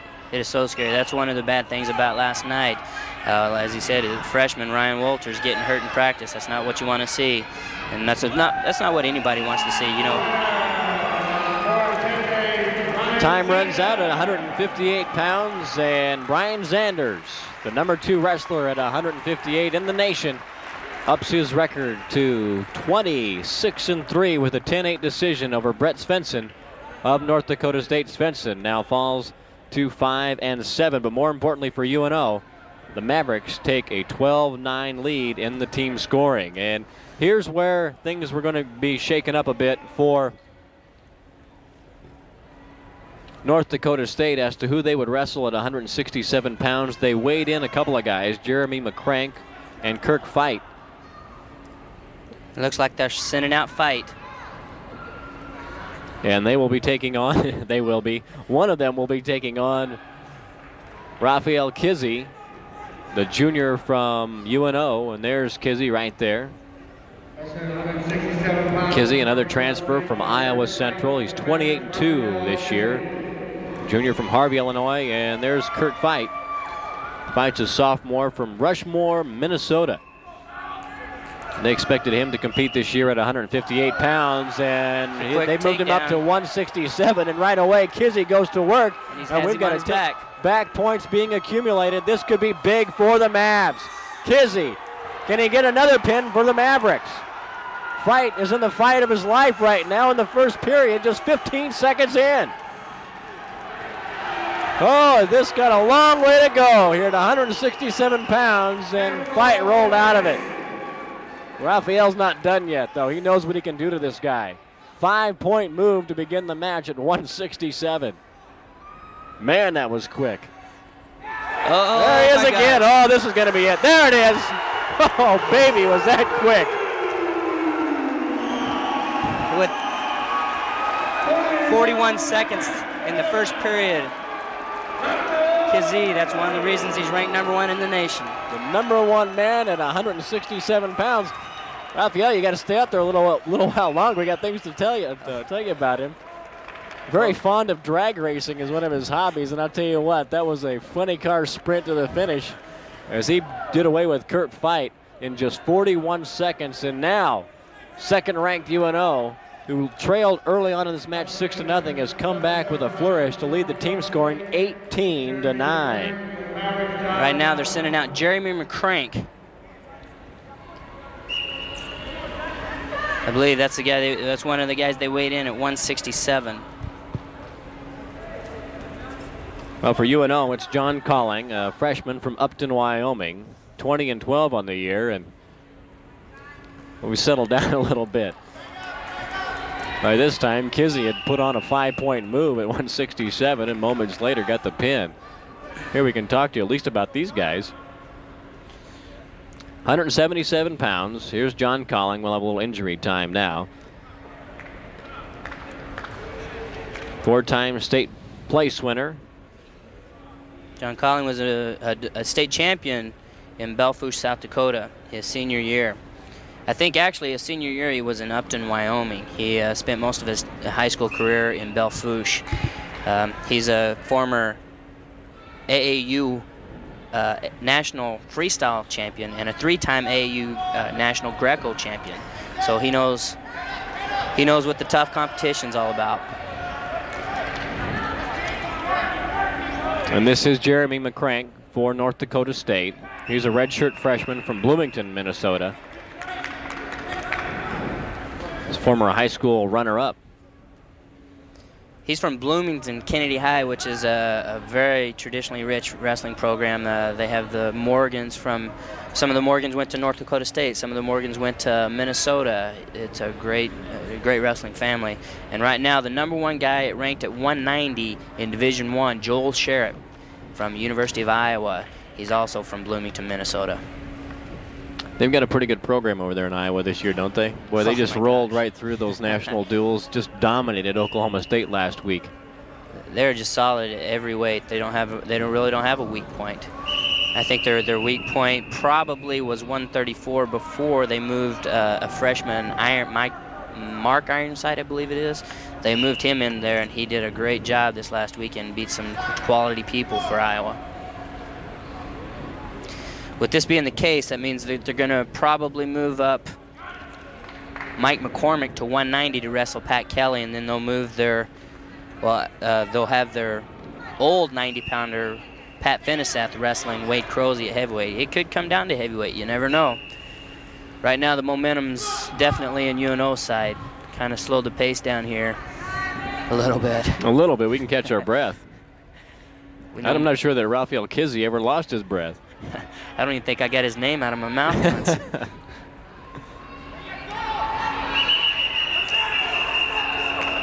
Outside the ring, and we'll go back to the standing start in the middle of the circle. 2 freshmen going at it right here. Let's see which one has the upper hand.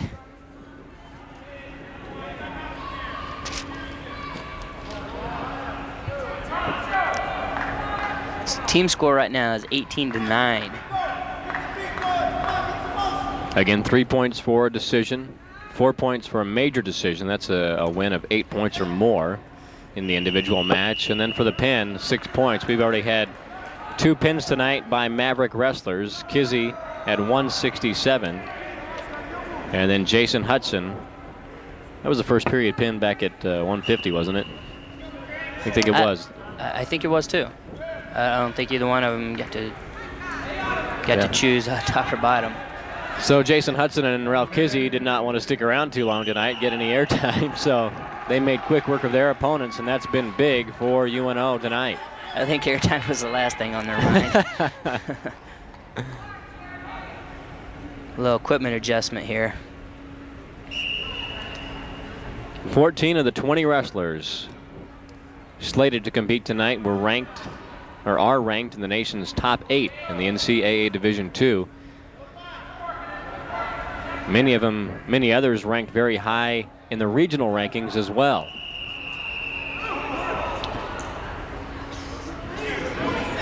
Still roughing it up, and now Cowling may have jammed a finger.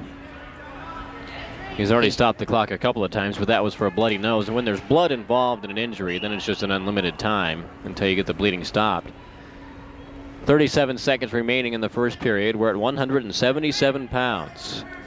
We'll have 190, and then we'll end it up with the heavyweights. The big boys will take to the floor to end this duel. UNO is 5-0 in the duel season. North Dakota State has won 5 straight coming into competition tonight. Stalemate, and they'll do it again with 15 seconds left in the first period. Coming up next for Nebraska-Omaha, doesn't get easy. The second-ranked Mavericks will take on number 1 ranked Central Oklahoma. That's coming up on February 2nd. That's Thursday night. That's going to be a big one. Tell you what, we need a lot of people to come out and support us for that one, because you never know what's going to happen. You know, upsets happen all the time, all the way throughout the lineup, so you can never tell what the final score is going to be. Cowling lost his headgear, and McCrank nearly lost his. This is Jeremy McCrank for North Dakota State.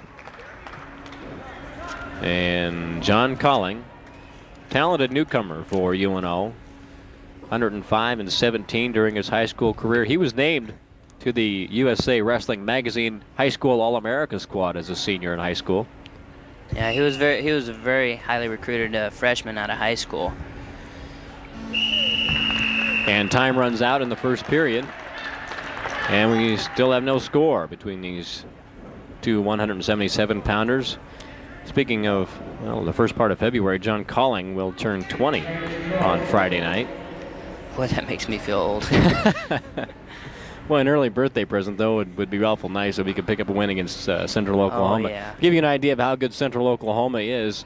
You know, we've got the Mavericks ranked number 2 in the nation. We've got North Dakota State ranked number 3. It's almost like Iowa in Division I. It's a question of, can anybody beat them at the national championships? It's going to be very hard to do. Can anybody beat Iowa in the Division I? That's very comparable parallel that you can draw to the two divisions in NCAA wrestling and to the success of those two programs. Yeah, Iowa is definitely the dominant one in Division I right now as of this year. Well, last year they placed second, I believe, to Oklahoma State. Central Oklahoma this year, I believe they have 5 individuals ranked number 1 in Division II right now. So we're going to be looking for some upsets next week. There you go. There's going to be some great matches. I tell you what, number 1 and number 2 all the way up and down the line. Number 1 and number 2 at 58. Number 1 number 2 at 26. This is one of the few matches of the night tonight where we have not had a ranked wrestler on the mat. And here we have a couple of freshmen, so you know that maybe next year they'll be ranked, if not later on down the line this year. Yeah, the North Central Conference in Division II is definitely the toughest conference. We accumulate the most points out of any conference for national qualifiers. It's amazing how many points we actually don't get as many qualifiers as we qualify points for, because it is so tough. Well, to give you an idea, 6 of the top 13 teams in the NCAA Division II are North Central Conference members. And these guys are having all kinds of problems with their headgear, both of them. That's a collegiate rule that you have to wear a headgear. You see some of these guys that wrestle in international that just have a little lump on the side of their head. It doesn't even look like an ear. It's cauliflower ears. I'm kind of lucky not to have it, I guess. Wrestling for as many years. Got it just in time. And then you try not to bang heads in the practice room then. John Cowling is a very physical wrestler. There we go again. He is a very tough wrestler. He likes to get in there and bang heads and really go after it. It's an interesting story about John Cowling. He came to us last year, second semester. I believe he's in the National Guard, so he's getting his school help paid for through that. So he came second semester of last year, so actually he's just finishing his very first year of wrestling for us, so he's more like a true freshman for us. It's been a very physical match so far. The only point scored, McCrank on the early escape here, and Cowling tried to muscle a takedown and couldn't quite do it. Can he get it on the edge of the mat? No, they're both off. Get you right into the action in your living room. TV start. temper's starting to flare right here.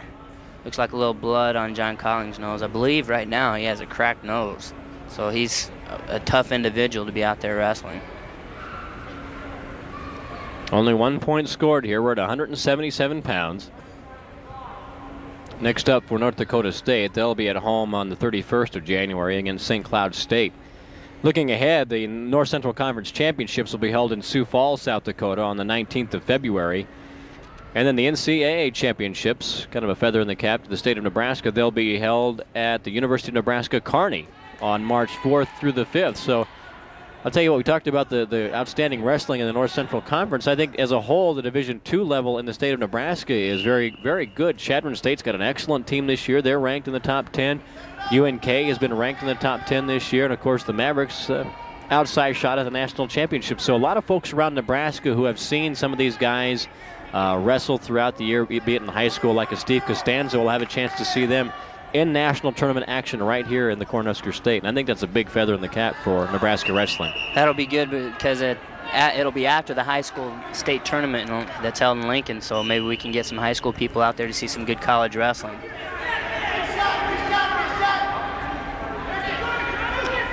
Still 1-0. 15 seconds remaining in the second period at 177. A physical match between John Colling of Nebraska Omaha and Jeremy McCrank, the redshirt freshman for North Dakota State. A little fatigue setting in there, getting a little sloppy there. That's frustration setting in a little bit. Right now, John Colling has 16 seconds accumulated riding time. He's going to choose down for the third period, so he's going to have to get out within the first minute and 16 to avoid a riding time point for Jeremy McCrank. Looks like he's working for a cradle. It looks like he's got it locked up, maybe. No. McCrank broke him down. This is no place to rest for John Colling. He's going to have to get out. 1-0 McCrank in the third period.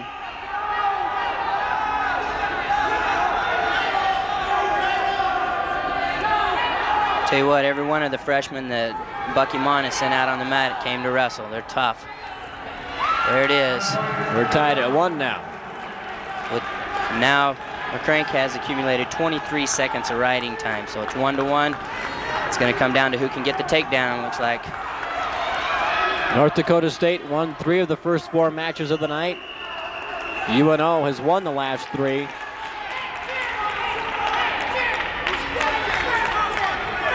Oh, he's got a cut over his eye. That's what it is. He's going to have to clean some blood up. Very sweaty, so it's hard to hang on to your opponent. If you want to tie up to him and stuff like that, it's tough to hang on to him for some of the moves that you want to do. And R.J. Neby is going to have to take a good close look at that cut as to the position on the eye and how deep that might be, and to see if they'll be able to control that. Yeah, it's hard to see from here, but I think it's right in his eyebrow. See how bloody it is. That's the kind of head banging wrestling that John Colling likes to do. Get in there and we get really physical. I thought Aaron Doherty was our headbanger. He's the guitarist. Different kind of headbang. Oh, okay, okay. 18-9 our team score. Nebraska Omaha, after falling behind 6-0 in the team scoring race, has come back. A couple of pins have helped the Mavericks up to a 9-point lead. Mike Denny now taking a look at the work being done on his 177-pounder. He can't do any coaching in a situation like that, but sometimes you'll see a coach that might try to do some coaching. I know I was talking to Steve Tonkin, a referee down in or listening to him give a talk one time about Tim Newman down at Nebraska. He says, look, I can't tell my guy to go for that high C when he's in the tie-up, can I? And of course, his wrestler was the one who was being worked on. The one that has the blood or has the injury time going is the one that cannot get coached, so the referee stays with that individual, but the other wrestler can get coached. Our training staff taking care of John Colling, getting him ready to go. We have an excellent training staff here at UNO. And they've got him ready to go to work. 1 minute remaining in the third period. He's in on a shot.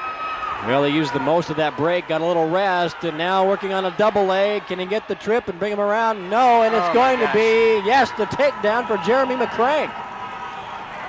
Well, it was John Colling who was the aggressor, and it was McCrank who countered. A quick caution call against McCrank. He was a little too eager to get back on top of Colling. Yeah, you've got to wait for the referee to tell you when to get on. 3-1 the score now in favor of the Bison, Jeremy McCrank. And a stall warning against Jeremy McCrank. Colling has got to get out of this and then try and get a takedown. He's got to get out within the next 16 seconds, or he's gonna give up a riding time point also. Riding time is at 44 right now. Again, we're in the third period, 30 seconds to go. Here we go. He's got hand control, it looks like. Is he going to come up with it? Okay, now McCrank has 5 seconds to try to take him down to the mat.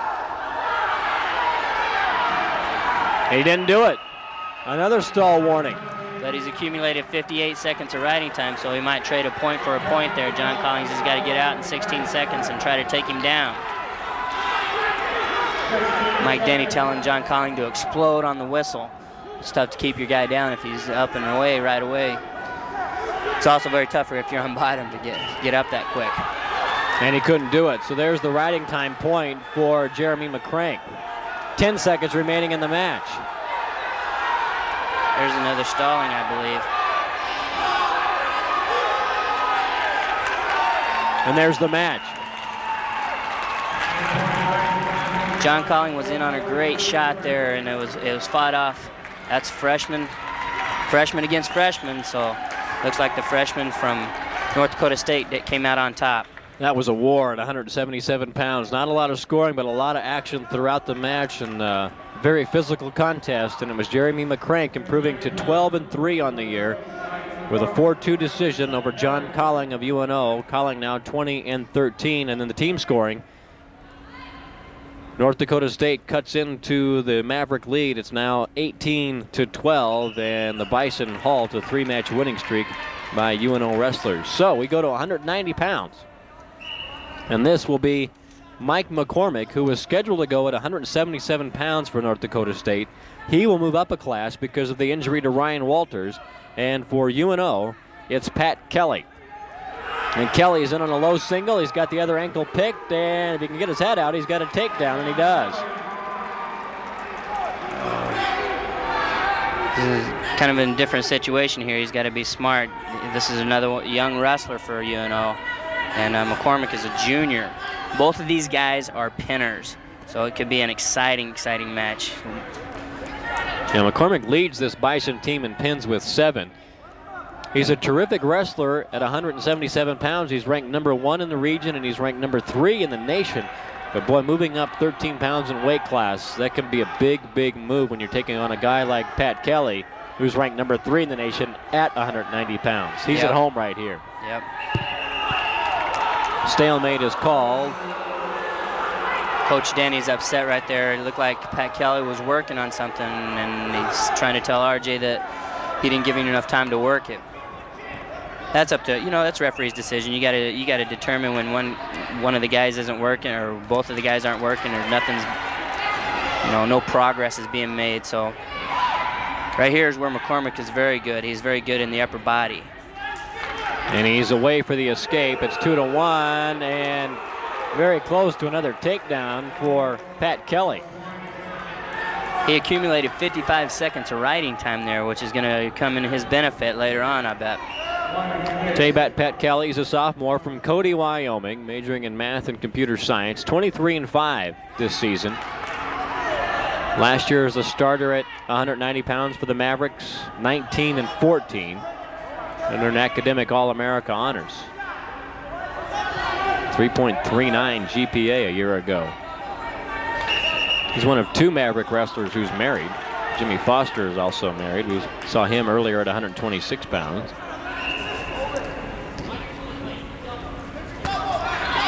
2-1 our score. 1 minute remaining in the first period at 190 pounds.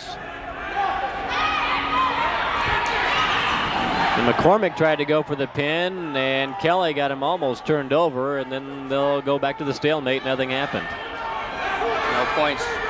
No points scored there. A lot of flopping. Pat, you said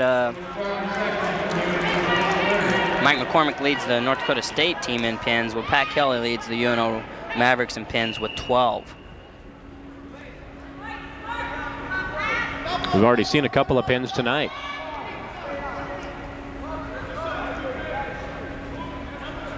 Both for UNO, and both were key. You take away the 3 bonus points, we're tied up at 12. 25 seconds left in the first period. McCormick has a front headlock on him. RJ decides it's going nowhere.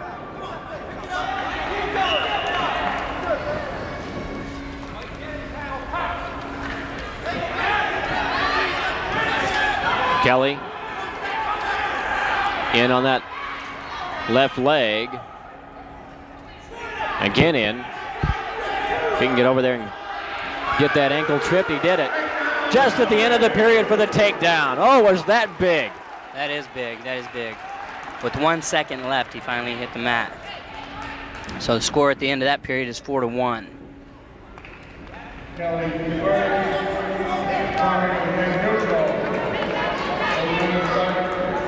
I mentioned the 3 bonus points. There was 3 bonus points twice for UNO in those 2 pins. 18-12 our team score. 4-1 the score here as we go to the second period at 190. Pat Kelly redshirted his first year here in Omaha back in 1993, and then took over the start at 190 last year. From a former All-American from us named Pat Kelly also. So some of these guys see another Pat Kelly coming into the tournament or whatever, and they're going, golly, how many years can that guy wrestle? You know, because as soon as the other Pat Kelly finished, this Pat Kelly right here was a freshman. So he came in and they were the same weight. So it's like some of those kickers that Oklahoma used to have. Those guys were around forever.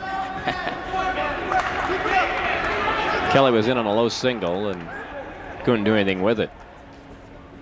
1:18 to go in the second period, 190 pounds. Mike McCormick of North Dakota State asked to do a lot tonight, moving up from his regular start at 177, where he's 3rd in the nation, to take over the start for Ryan Walters, who was injured last night in practice. Walters was a terrific find for Bucky Maughan, and in fact he thought he was going to lose him to a Division I school, Northern Iowa, maybe the University of Minnesota, and eventually the kid decided, hey, I'd just like to stay here at home and wrestle in front of the home folks one more time, and we've got another stalemate. But Walters, as a true freshman, ranked number 4 in the country, but we won't see that tonight. That'd have been a great matchup, 3 versus 4. We've got 2 outstanding wrestlers on the mat, however. I think McCormick is more of an upper body wrestler. He likes to try to tie you up and throw you, and he wrestles really well when he's tied up like that. Pat Kelly, this is about the 3rd or 4th time he's been in on a shot, and he's having difficulty finishing. He's pulling his head right here. There we go. There it is. He had to get that right leg back over to tie up the legs. We just passed a minute of riding time also. So he's going to try to ride him out for the next 23 seconds. He's got to be smart and not force things. You know, this is the time when you really got to be smart. That's what seniors do. That's the way they do at the end of periods, is wrestle smart. 6-1 the score as the second period comes to an end, and the riding time advantage, as Ron alluded to, in favor of Pat Kelly of UNO. Along with Ron Higdon, I'm Bill Dolman. Glad to have you with us here at the UNO Fieldhouse on the campus of the University of Nebraska, Omaha. Happy to be able to bring you UNO wrestling. It's exciting to see this Maverick club, second in the nation, headed up by Mike Denny. What a great job he's done since coming over to UNO from Omaha Bryan way back in 1979. 76 All-Americans in his career, 10 national champions. One of those All-Americans, the guy to my right, Ron Higdon. Just a great program, and you and I were talking before the match about just the tradition that there is here at UNO. Great athletic program in general, but the wrestling is certainly a shining star. Yeah, it is, and it's a benefit for us as far as recruiting also. Looks like Pat Kelly chose down, and McCormick didn't want to roll around on the mat with Kelly. He's going to have to do it anyway because Kelly got in there on that low single. And he's got McCormick, nearly got him on his back. McCormick was able to roll out of it. And now McCormick may be trying for something like a defensive pin if he could get it, but. Oh my gosh. Oh, look at that. He did. He got the reversal, and now he's got the back points counting. Pat Kelly with a 9-3 lead. The reversal. Now McCormick, who leads this Bison club in pins, has got one at 190. Oh, what a turn of events at 190 pounds. Tell you what that does right here. That ties up the team score at 18. Just like Mike Denny said, it's going to come down to heavyweight. With 124 left in the match, Pat Kelly, the third-ranked wrestler in the nation, had a 9-3 lead. Had worked himself into a low single, had the takedown, and then unbelievably got reversed for the pin. Oh, what a turn of events. And as Ron said, 18-18 the team score. Folks, we're at heavyweight. The big boys are on the mat, and this is going to be a huge, huge match in this duel. This is going to decide it, bottom line. Yep. For UNO, it's Wade Crozy, the junior from Clarksville, Iowa. And for North Dakota State, Robert Finiseth, the junior from Norwich, North Dakota. The Mavericks were cruising. Win number 6 was almost in the books, and now it's in doubt. That 190-pound match would have put the match out of reach for North Dakota State. Goodness, we were looking at a major decision possibly. But McCormick picked up his 8th win of the year and hushed the crowd, and what momentum that can be built. It all belongs to North Dakota State as we open up the heavyweight match. Finiseth is an All-American, we should tell you, returning this year, but he was an All-American at 190 pounds. And he got beat out in the wrestling room by the Ryan Walters we were telling you about earlier. Got a little frustrated, left the squad for a couple of weeks, decided, hey, I want to continue wrestling, and I'll give heavyweight a crack. So here's a guy that has put on some weight and moved up a couple of classes for North Dakota State. So he is kind of out of his realm in terms of, well, where he's had most of his success. Now for UNO, Wade Crozy, ranked number 8 in the nation. He's new to this Maverick squad. He's kind of a find for you at Christmas time. Good little present to find under your tree. Yeah, we had a freshman come in when he was a freshman. Darren Teets came in and was an All-American as a freshman, and was a very, very good wrestler for us, and was one of the upperclassmen of this. He was a junior. He was a junior, and he was an upperclassman, returning All-American for us, and decided at the end of the first semester that he wanted to, he didn't want to wrestle anymore, which is kind of a shock to us. So we went out and called around, and we found out that Wade was not even going to school, and he desired to wrestle again. So we gave him a call, talked him into coming wrestling for us, and we'll see what happens right here. This is Finiseth in on the single leg. And he's got Crozy tripped. Does he have the takedown? Crozy's hanging on. And he fought him off. That's a great scramble. That's a great scramble. I don't know who I would give the edge to here, or who would be the favorite in this case. Finiseth, a 2-time All-American Division II. Wade Crozy is a junior college All-American out of Ellsworth Junior College. And both of these are former 90-pounders, so it's not like a big weight difference. Yeah. They're probably basically about the same weight. Yeah, definitely a couple of undersized heavyweights, probably right around 210, 215, maybe 220 in size. A lot of times you don't see the big heavyweights anymore. They made it at a limited class at 275, but a lot of heavyweights that you're seeing that'll have a lot of success anymore, right around 240 to 255, somewhere in there. Guys like Sylvester Turkay, Telly Thompson down at Nebraska, whom, by the way, had lost to Wade Crozy in the finals of the Iowa State Championships. So Crozy's a good one. He is a very good one. But he's got to be really good right now. Yeah, we're very fortunate to get him. 15 seconds. 15 seconds remaining in the first period. No score between Robert Finiseth of North Dakota State and Wade Crozy of UNO.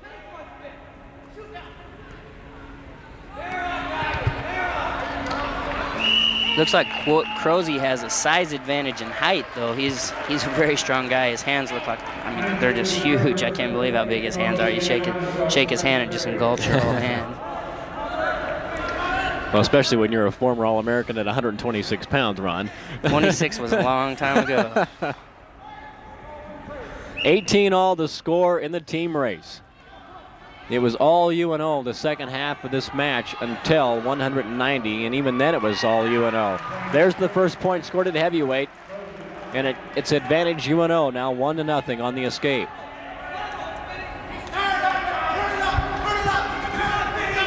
The coaching staff of North Dakota State exhorting Robert Finiseth to turn it up because he is tired, and they gave the takedown to Robert Finiseth and a 1-point escape for Wade Crozy. Crowd didn't like it, but they're appeased for the moment because the score is tied at 2 apiece. You got to establish control for when you call a takedown. So RJ believed right there that Finiseth had control of Crozy and gave him the 2 points for it. And you're right, the crowd didn't like it. 2 apiece. And Crozy had the down position to begin the second period. And that'll be Finiseth's choice to begin the third. Nothing happening. So RJ started him again.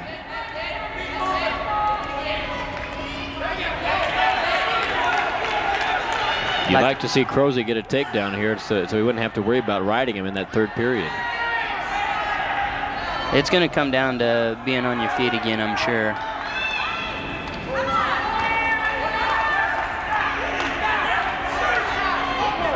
Competitor, both of these guys are fierce competitors, hate to lose, so a lot's on the line for these guys with the score tied at 18 apiece for both teams. Neither one of these guys has wrestled a whole lot this year. We told you that Finiseth left the squad a couple of times. Crozy just beginning his UNO career at Christmas. This is his 12th match. He's 7-4. Finiseth is 6-1. And time will run out in the second period with the score tied at 2. One thing Wade could do is ride him for a minute, at least a minute, and he'll if you rode him out for the entire period, he could get a point here. Well, he's got to ride him for at least a minute and 8 seconds because Finiseth has managed 8 seconds, and the riding time is not moving. It is not moving. And now the period time's not moving. There it is. Well, they gave up the escape. So riding time should be about 8 seconds in favor of Wade Crozy. At the escape point gives Robert Finiseth a 3-2 lead. If he holds on to it, it's North Dakota State's match. It's North Dakota State's duel. A minute and a half remaining. He's in on the shot. See what he can do with it. He's a long guy. It's going to be... He's got to wrap his left leg over the right leg of Finiseth. He's trying to do it. Yeah. Finiseth doing a nice job countering. And now to his back. Boy, what a scramble here at heavyweight. He got it. Oh my, what a move. Oh my gosh. A 2-point takedown for Wade Crozy. And now the Maverick has a 4-3 lead. What a scramble there at the middle of the mat. It might come down to riding time. You never know. Right now, it's at... Well, the one thing he doesn't want to do is give up a reversal. Yep, he's going to have to take him down. RJ's going to call him for stalling if he doesn't try to take him down. Uh-oh.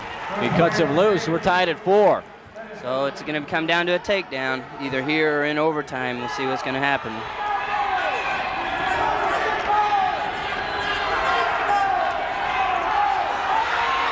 Crozy's been the aggressor, but Finiseth had the leverage there for a moment. He was able to counter the attack. 12 seconds remaining in the third period. We're tied at 4. High C attempt by Robert Finiseth. Can he trip him for the takedown? No point scored yet. No point scored yet. 2 points for Crozy of UNO. Time ran out. I can't believe it. What a match. What a match that is. Oh, baby, what a finish to this duel. What a finish at heavyweight.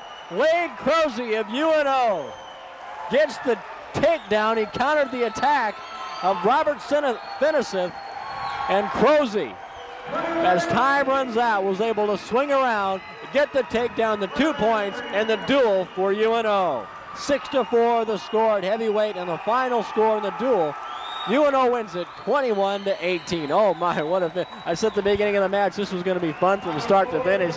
My friend Ron Higdon, it sure was. Oh my gosh, I'm just sweating right now. It's exciting. It's an exciting match. These are exciting teams. Tell you what, that right there proves why they're ranked second and third in the nation, respectively. We take a look at the team scoring. Kapusta of North Dakota State opened it up with a win. Thompson of North Dakota State with an upset win at 26. Then UNO came back. Steve Costanzo picked up UNO's first win of the night. Jeremy Levine for North Dakota State, a winner. Then the big pin by Jason Hudson at 150 pounds. That got it rolling for UNO. Brian Zanders, another win. Ralph Kizzy, the quick pin at 167 pounds. That gave UNO what we thought may be some unsurmountable momentum. McCrank won at 177. And then the upset there at 190 pounds, which kind of shocked everybody because Colling had the lead, a big lead, maybe on his way to a major decision. Or Pat Kelly, you're right, had the big lead at 190 and then got pinned to tie it and set the stage for one of the most dramatic endings I've ever seen in collegiate wrestling. The last second takedown by Wade Crozy to win it for UNO at heavyweight. Unbelievable. It was a great match to watch. All these people that came out, we were like, oh my gosh, it's great. The 90-pound match was a big downer for UNO. We were obviously on the way to a win there. And as I said, both guys were pinners, so just came up who ended up on top when they were on their back. And McCormick ended up getting him on his back, and that's why they're pinners, because they can finish when they get in that position. Well, Nebraska Omaha is now 6-0 on the dual season. They've got the big test coming up later on, or actually the first weekend, the second day of February. Let's just put it February 2nd, right here at the Fieldhouse against Central Oklahoma. What does this dual win do for UNO? It really boosts us because I think early in the match when Jimmy Foster it was an upset for Jimmy Foster. Some of the freshmen from North Dakota State performed tremendously. I mean, I don't think Bucky Mon could ask for any more out of them. None of them got major decisions. The only one that got caught was the 50-pounder and the 67-pounder. But that's why Rafael Kizzy's ranked #1 in the nation, because he's a tough. It comes down to the last seconds, just like Mike Denny predicted at the beginning. Unbelievable finish here at the heavyweight match with Wade Crozy picking up the big win for the Mavericks to seal the duel for UNO as they improve to 6-0 on this 1995 season. And for the North Dakota State Bison, well, they lose their first match in 6 matches. They are now 5-2 on this 1994-95 season. You're going to hear a lot from both of these clubs as we get towards the championship season, the NCC tournament, which will take place in Sioux Falls, and don't forget the national tournament, which will take place in Kearney the first weekend of March. But again, the winner tonight, the UNO Mavericks, 21-18 over North Dakota State. Tonight's broadcast of NCAA Wrestling was brought to you in part by Nebraskans for Public Television. Stay tuned for the movie Murder on the Orient Express, which will be joining in progress. For my partner Ron Higdon and the entire staff at UNO Television, this is Bill Dolman. Good night, everyone.